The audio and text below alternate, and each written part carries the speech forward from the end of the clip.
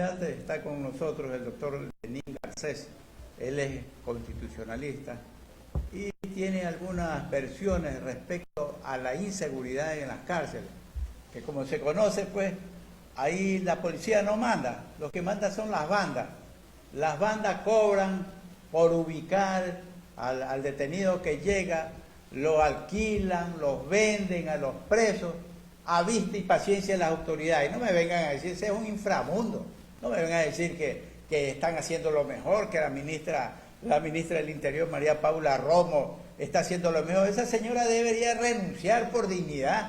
¿Cómo es posible que se le mueren varios presos y ella sigue ahí en el cargo? Deberían pedirle la renuncia. En todo caso, está con nosotros el doctor Lenín Garcés. Bienvenido, queríamos conocer cuál es su opinión respecto al inframundo llamado cárceles del país, aquí del Ecuador. Adelante. Bueno, yo estoy de acuerdo primeramente con que por razones de responsabilidad política, por la cuestión política, deben de renunciar los funcionarios, pues, a quienes corresponde este trabajo, ¿no?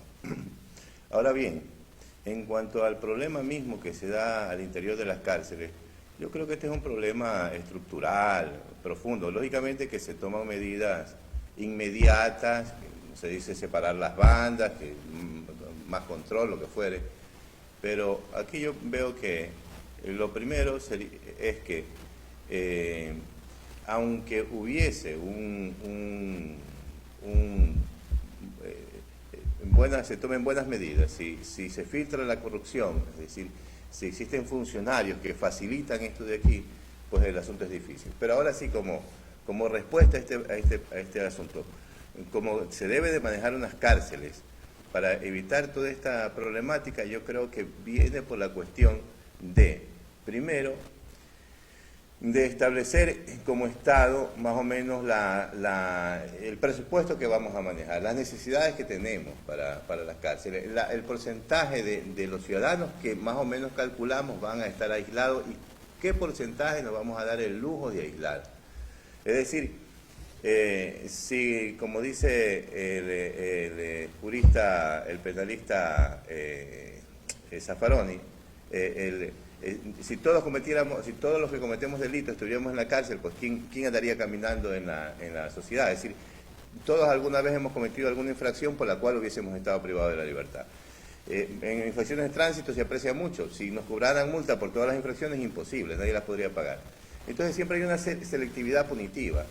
Y eso determina quiénes más o menos van a estar en la cárcel. El asunto que estoy queriendo decir es que debemos nosotros calcular cuántas personas nos vamos a dar el lujo de aislar de la sociedad, con cuántos presupuestos vamos a contar, cuáles son nuestras necesidades, qué presupuesto debemos asignar para a partir de eso de ahí poder hacer una planificación. Esa es la manera. Pero ¿cómo se puede mejorar la seguridad dentro de las cárceles? La seguridad para los mismos detenidos, porque hay detenidos que delinquen por una vez o que van por cuestiones, en fin, diversos índoles que es pasajero, pero sin embargo ahí caen en ese inframundo y es víctima, no son víctimas de las bandas que operan ahí, a vista y paciencia de las autoridades. Pues, ¿cómo hacer? Bueno, lo primero que se supone que se hace es separarlos, ¿no? Esto de, por ejemplo, de que una cosa es penitenciaría, otra cosa es cárcel, unas cosas son los penados, los que están cumpliendo una pena, otros son los que están con una prisión preventiva, y los lógicamente clasificando, separando, eso no descubrir el agua tibia.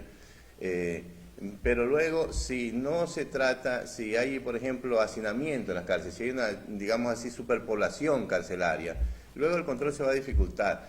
Luego también hay otras cosas, por ejemplo, como la cantidad de agentes de control, ¿no? Y también los mecanismos. Por ejemplo, yo rescato la idea del panóptico, que se dice, que era una idea que la introdujo un filósofo Foucault, y se supone que la de poder controlar desde un punto, poder controlar la totalidad, ¿no? Mediante un diseño arquitectónico que bueno, sí ya lo traía ya se inventó pero ahora antes. hay sistemas electrónicos. Claro, hay otro sistema, pero la idea sería del control de aquello, que más o menos la idea que trae Foucault, por ejemplo, adaptándolo a nuestras circunstancias, por ejemplo, estaríamos en un panóptico ahora porque por todos lados hay unas cámaras que nos están vigilando y esto de aquí. Lo que se trata es de lograr, decía al final Foucault, que solo se necesitaría una persona para el control total, y luego ni siquiera una, porque incluso no estando esa persona, la gente creería estar controlada y estaría bajo control. Entonces, esta idea, lo que yo rescato es la economía, es decir, vamos a contar con tantos agentes. ¿Cómo vamos a optimizar esos recursos? Los mecanismos técnicos que se van a utilizar para que esos recursos mínimos puedan ser lo más efectivos. Eso habría que ver cómo ha venido funcionando. Aquí no hay una parte que es evidente, que es clara, que ya se está afrontando, se supone que es separarlos. Antes, cárcel y penitenciaría, por ejemplo, estaban unidas y era todavía peor la situación.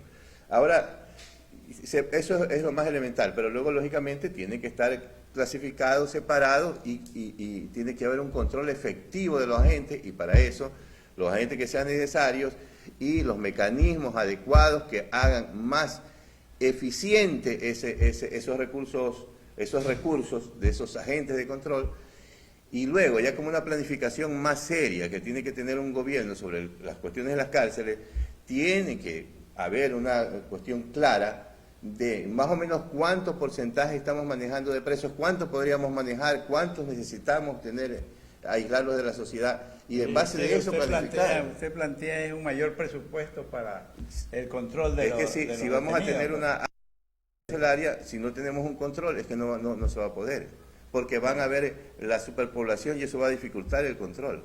Pero sin embargo entra droga, bueno, pues diversas cosas que suceden ahí. Cada cual tiene su cuchillo, cada cual tiene armas, cada cual tiene su teléfono celular, cada cual tiene... En fin, ¿qué hacer? Porque... Claro, lógicamente lo que digo, ahí viene el problema de la corrupción. Si verdaderamente nuestras cárceles, el control de las cárceles está corrupto, entonces, lógicamente, eso no va a funcionar. Lo que yo estoy diciendo, aparte del presupuesto, de que primero está saneado esta cuestión. Lógicamente, esto se tiene que investigar a fondo, se tiene que sanear lo más posible, y luego, si ocurre, por ejemplo, en una cárcel, podemos hacer una cárcel de alta seguridad, pero si los funcionarios participan en un delito de evasión, entonces las cosas se facilitan. ¿De qué valen toda la seguridad que podemos dar si los propios funcionarios dan las facilidades? Entonces no funciona ese tema. Hay muchos presos que inclusive quieren estar detenidos porque ahí tienen casa, comida y además dinero, porque como se dedican a delinquir al interior, le piden plata a los presos que llegan, los familiares le piden plata con el dinero, con la amenaza de que posiblemente los van a eliminar, o con lo que se denomina en el interior de la cárcel, los alquilan, en fin. Y entonces eso que hay que terminar, esa inseguridad al interior mismo. Claro, hay que incrementar esto. Para eso, lógicamente, se necesitará recursos, se necesitará presupuesto, se necesitará... Y personal idóneo. Personal idóneo, calificado, pero todo eso representa y además que ganen un buen sueldo, porque esos guardias... todo eso hay que analizar. Y la población carcelaria, si nosotros tenemos que comparar con los demás estados, bueno, nosotros vamos a tener que tener tal porcentaje de ciudadanos aislados de la sociedad, no podemos tener menos, esos va a ser los niveles que vamos a manejar. Bueno, en base de eso se maneja el presupuesto.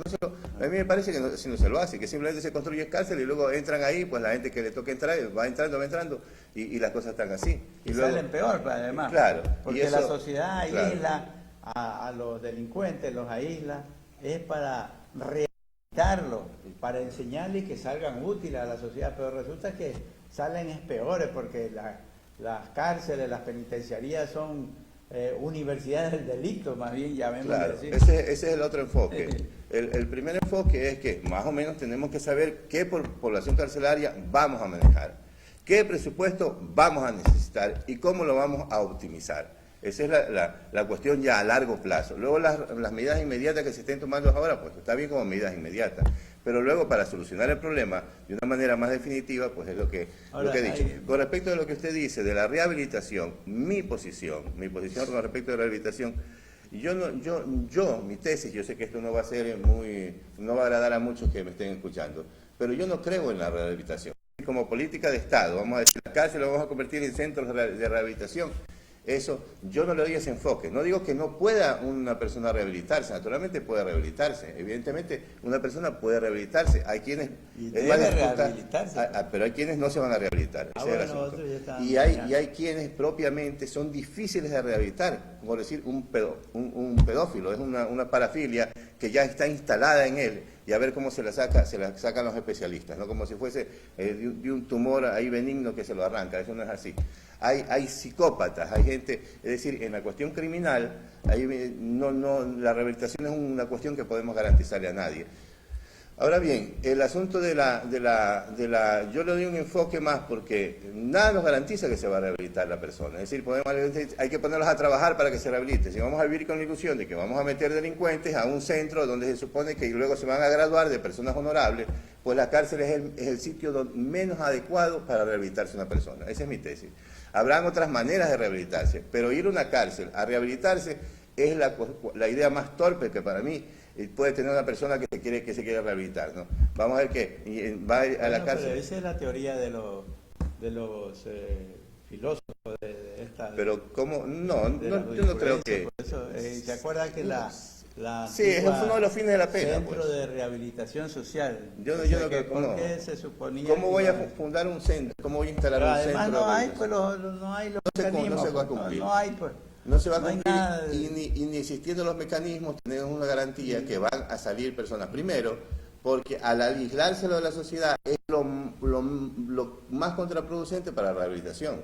Una persona que es un delincuente y que queremos o que tiene conflicto, se dice que es antisocial incluso, vamos a hacerle una persona ya ahora social, ¿no? Ahora sí lo vamos a una persona honorable. ¿Y cómo lo vamos a hacer? Pues lo vamos a aislar, lo vamos a poner en una jaula. Bueno, pues esa no es la manera más adecuada de rehabilitar. Habrán otras maneras de rehabilitarse la persona. Pero sí, efectivamente, que se podrían facilitar los medios para que eventualmente la persona pueda aprender un oficio, eventualmente tenga la oportunidad de rehabilitarse, pero nada nos garantiza. No se trata de que vamos a meter delincuentes y los vamos a rehabilitar en el centro. Algunos se rehabilitarán, otros no. Hay que darle las facilidades y sobre todo como un enfoque de derechos de la persona. Bueno, tiene derecho a entrar aquí, como una cuestión humanitaria. No vamos a convertir las cárceles en un centro, en un infierno, una cosa. Tratemos que las personas ahí por lo menos puedan aprender un oficio, que puedan aprovechar y tengan la oportunidad eventualmente de poder rehabilitarse. Pero no, las cárceles nunca van a ser centros propiamente de rehabilitación. Yo no participo con esa idea, que es una idea que además la trae el COIP, un fin de la pena, la reinserción social, ¿no? Esa es una idea con la que yo no... Debe ser, eso es lo ideal, pues debería ser. Y claro, siempre la situación se piensa en lo ideal. ¿Qué sería si los enunciados digan, no, van a la cárcel y ahí se pudren y salgan como delincuentes o peor como delincuentes? No, pues la sociedad tiene que darles oportunidades a evidentemente, quienes han infringido las leyes, Claro. Pero la sociedad en realidad no se preocupa porque una vez que cumplen su condena, salen, no hay trabajo, van a sitios paupérrimos, quizás su madre enferma, no tienen plata como curarla y tantas otras de esta sociedad inhumana que vivimos. Claro. Entonces es sumamente difícil y complejo. Bien, sí. Yo diferenciaría entre lo que es el deber ser, ¿no es cierto?, y el ser, ¿no? ¿Qué tiene que ser el deber ser de la pena? Entonces el deber ser de la pena, así pensando en abstracto, el deber ser de la pena es que la persona entre ahí después de haber cometido un delito y entonces le vamos a rehabilitar y va a salir aquí. Esa es una ilusión, eso está en el deber ser. Luego nos enfrentamos al ser de la realidad, que es la exposición que se está haciendo, con la que yo estoy de acuerdo. Pero el Estado no puede tomar esa posición que en este caso está tomando, pues, ¿no?